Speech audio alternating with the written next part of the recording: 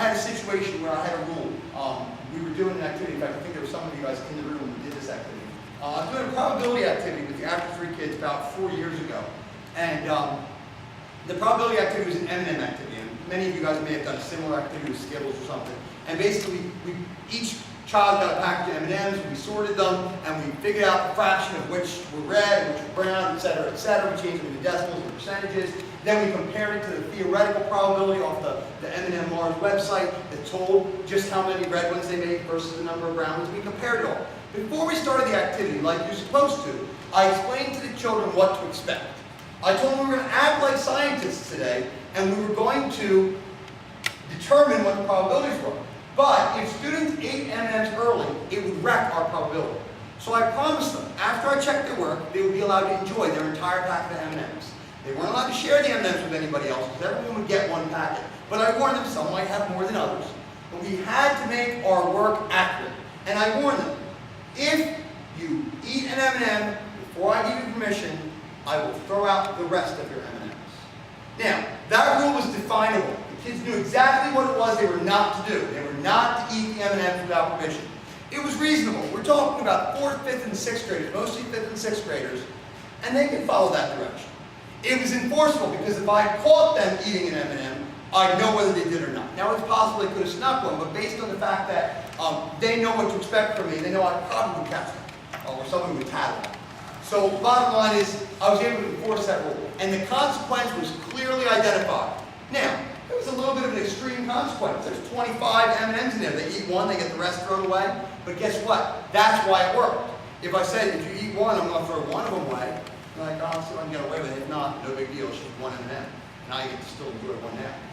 So the consequence ceased to matter. Well, here's how the rule was broken. It was kind of a tough situation because it really wasn't what I meant. What happened was one of the other kids was called down to be dismissed early. And when I said to that student, and I said, Jessica, I know the rule was you can't eat the M&Ms until I give you permission, so I'm technically going to give you permission, but I'm going to ask you to do me a favor and wait until you get in your car to eat them. Now, I had no way to enforce that rule, that's why I didn't make it a rule. I kind of was polite with Jessica and said, I would prefer that you wait until you get in your car. And chances are, Jessica will follow that rule. Because it was not a requirement, because she knows I can't catch her. And maybe she walked down the hallway, throw it in the air, and catch it in her mouth. I don't know. But by doing it that way, she doesn't get to break a rule and have me never know about it. Because if she does that, she learns it's okay to break my rules sometimes. So that's why it was not really a rule so much as an expectation. You guys see the difference? As she collected her things and she started to put the M&Ms back into her, much like I just did, she dropped an M&M. And what happened was, there was a boy in the group who's notorious for breaking rules.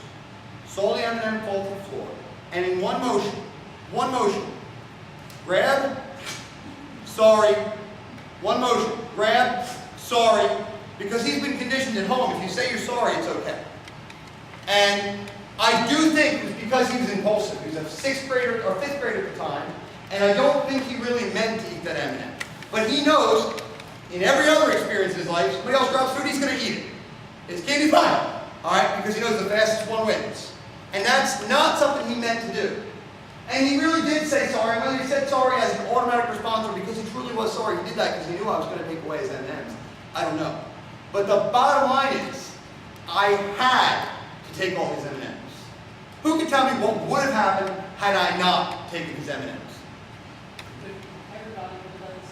Everyone, yeah, immediately somebody would have been like, whoops, I'm not going to, sorry. It would have been identical because they would have recognized, and then I would have had a real conundrum to deal with because I'm like, well, wait, was it on purpose? Was it on accident? I don't know.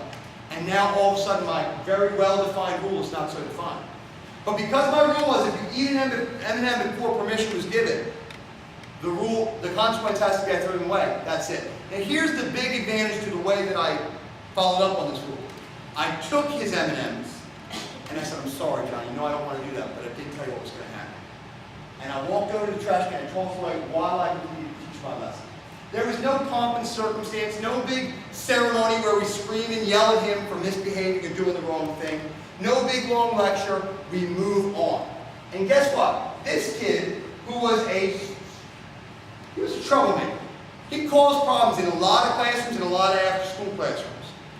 But to me, from from that moment on, I never had a problem with him. And I sent a very clear message to him that I was going to be consistent, and that he was always going to follow the rules. And I felt proud because I knew that Mrs. Tracy told me, and just maybe that'll stick with him. Now he associated that with me. He still gave other people trouble, never gave me an ounce of trouble.